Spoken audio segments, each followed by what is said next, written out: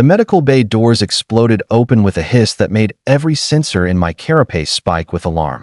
Dr. Vrel came charging through like his rear appendages were on fire, clutching a containment unit that glowed an ominous purple. "Emergency! Critical emergency!" he screeched, his three eyes rotating independently in panic. "Where is the human?" I pointed one trembling claw toward the observation deck, where technician Marcus Hayes sat with his feet propped up on a console, casually munching on something round and red. The sight made Vrel's skin turn a shade of green I'd never seen before. "By the 7 moons," Vrel whispered, frozen in horror. "How long has he been consuming that?" "About 10 minutes. I checked my chronometer. He brought a whole bag of them from the cargo hold. Said they were from Earth. Called them apples, I think." Vrel's legs gave out. He actually collapsed right there on the deck plating, his medical kit clattering beside him. "Those aren't apples, you fool. Those are crimson spheres from Sector 9. One bite contains enough cyanogenic compounds to kill a Thoraxian battle cruiser crew." My blood went cold. Well, colder than usual. Should I alert the captain?" I stammered, already reaching for the comm panel. "There's no time." Vrel scrambled back to his feet, fumbling with the antidote injector. I detected the toxin signature on the cargo scanner. He's been poisoned for 10 minutes. His cellular structure should be collapsing.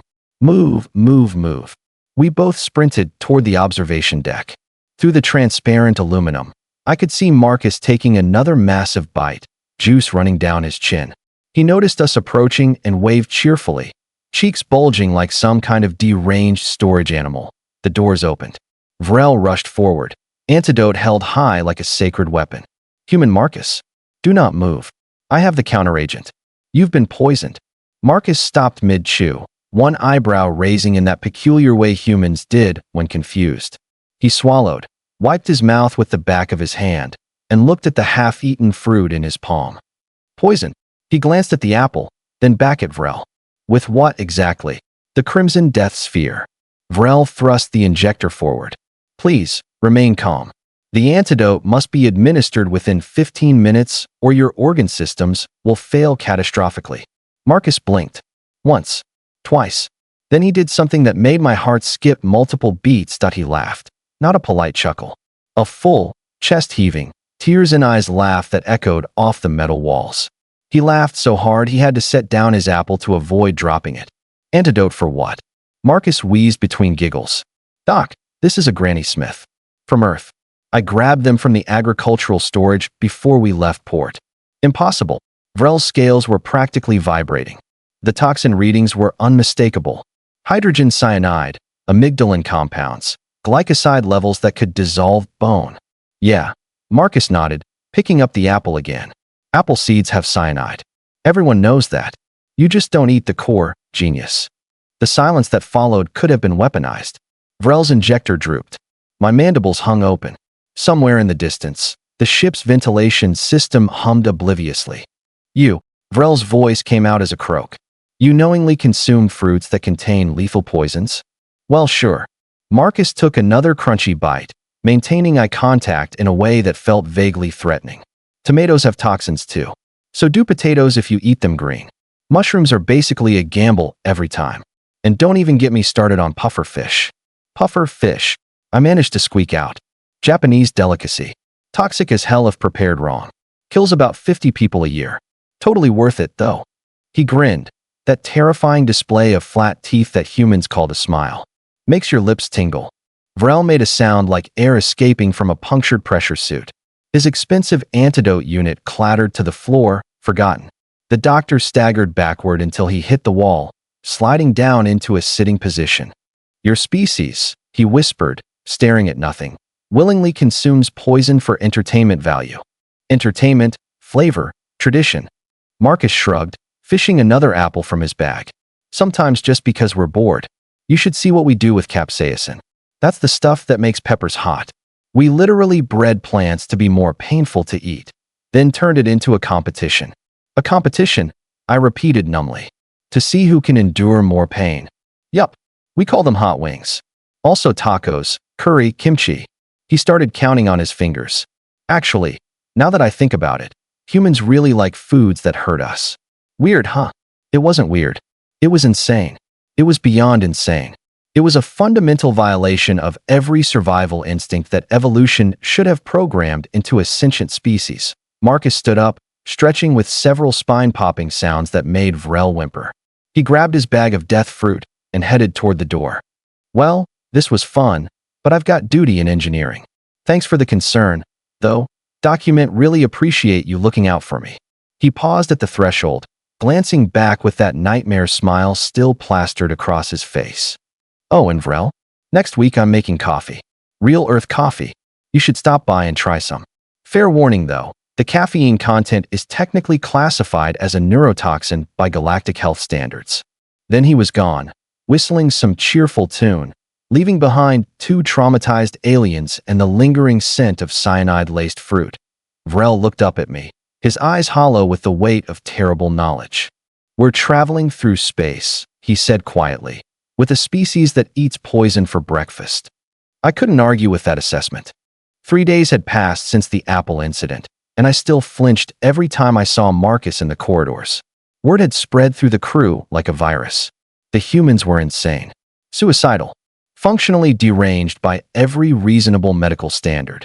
And yet, here we were, hurtling through space at 0.7 light speed with 20 of them aboard. I was reviewing supply manifests in the cargo bay when I heard it.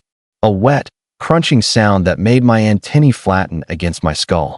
I turned slowly, praying to ancient gods I didn't believe and that it wasn't what I thought. It was worse. Marcus stood beside an open crate, holding something that looked like it had crawled out of a chemical waste facility and died there.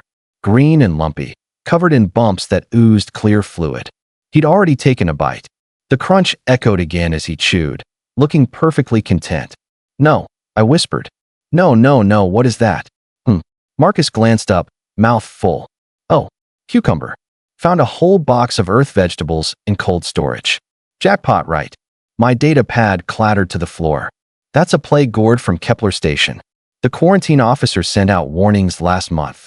3 freighter crews died from exposure. Marcus stopped chewing. For one beautiful moment, I thought sanity had finally penetrated his skull. Then he swallowed and took another bite. Nah, this is definitely a cucumber. See the shape? Plus it tastes like water and disappointment. Classic cucumber. He held it toward me. Want some? I scrambled backward so fast I tripped over my own legs. Stay back. Keep that biological weapon away from me.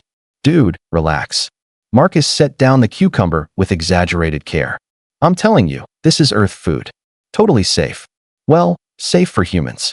Might give you gas, actually. Do you guys even get gas? The toxin analysis was definitive. I was backing toward the comm panel now. Alkaloid concentration sufficient to cause complete organ failure in 47 known species. Yeah, because it's not a plague gourd, genius. It's a cucumber. His voice rose with frustration. Look, I'll prove it. Before I could stop him, before I could scream for security or activate emergency protocols or do literally anything useful, Marcus picked up the cucumber and took the biggest bite yet. He chewed slowly, deliberately, maintaining eye contact like some kind of predator establishing dominance. Then he smiled that horrible human smile. See, fine, not dead, just eating a vegetable. The cargo bay doors opened. Captain Thras entered, his armored plates gleaming under the overhead lights, followed by Vrel and 3 security officers. The doctor was carrying what looked like a portable medical coffin. We received your distress signal, Thras rumbled, his translator giving his voice an appropriately authoritative tone. Where is the contaminated specimen? I pointed a shaking claw at Marcus, who waved with his free hand, the other still holding the partially eaten cucumber. Hey, Captain, what's up? Thras's eyes widened, his battle-hardened composure cracking. By the void, he's consumed nearly half of it. Vrel, prepare full decontamination procedures. Seal this bay. Wait. Marcus set down the cucumber and held up both hands. Can everyone just calm down for 5 seconds? This is a cucumber. From Earth. It's food. Normal, regular, boring food that humans have been eating for thousands of years. Impossible, Vrel croaked, his scanner device beeping frantically. The chemical composition matches the plague gourd exactly. Cucurbitacins, tetracyclic triterpenoids, oxidative compounds at lethal concentrations. Marcus pinched the bridge of his nose, a gesture I'd learned meant humans were experiencing severe frustration. Okay, let me explain something about Earth biology. Yes, cucumbers have those compounds. So do squash, pumpkins, watermelons, and about 40 other plants we eat regularly. Our bodies handle it. We've been handling it since before we invented fire. You eat multiple poison variants. One of the security officers had gone pale, his weapon drooping. They're not poison to us. Marcus threw his hands up. That's my whole point. Different species process different chemicals differently. What's toxic to you is lunch to me. Thras approached slowly, carefully, like Marcus might explode at any moment. Human Marcus, I must ask you a direct question, and I need you to answer truthfully. Sure, shoot. Does your species have any foods that aren't potentially lethal to other life forms? Marcus opened his mouth, closed it, frowned. His eyes drifted upward as he mentally cataloged Earth's cuisine. The silence stretched for an uncomfortably long time. Bread? He finally offered. Maybe? I mean, some people have gluten allergies, and yeast can be problematic for certain species, and if you're diabetic the carbs might kill you eventually, but… He trailed off, looking uncertain for the first time since I'd met him. Bread might kill us, Vrel repeated flatly. Well, when you say it like that, everything sounds bad. Marcus protested. What do you people eat that's so safe? Nutrient paste, Thras said. Synthesized from basic proteins and minerals. Perfectly balanced. Zero toxins. Standardized across 73 species. That sounds horrible. It keeps us alive without playing Russian roulette with our digestive systems. What's Russian roulette? I asked quietly.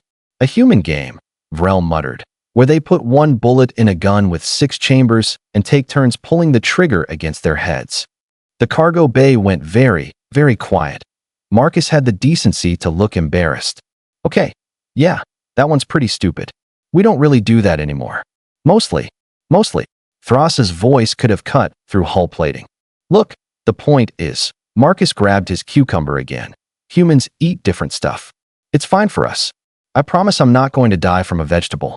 Now if you'll excuse me, I have a salad to make. Anyone want some? No? Your loss.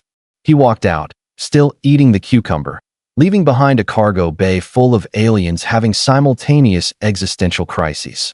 Thras turned to me, his expression showing every one of his 200 years. Make a note in the ship's log. Human dietary requirements are to be classified as hazardous materials. No one touches anything they bring aboard. Ever. Yes, sir. I squeaked. Somewhere down the corridor, Marcus started whistling again. That same cheerful tune. The sound of a species that had conquered death by simply refusing to acknowledge it existed. We were definitely going to die out here. So what did you think? Did this story surprise you? Let me know your thoughts in the comments below. If you enjoyed this sci-fi story, please hit the like button. It really helps the channel grow.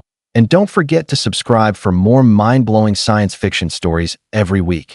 Turn on the notification bell so you never miss an upload. Thanks for watching, and I'll see you in the next story.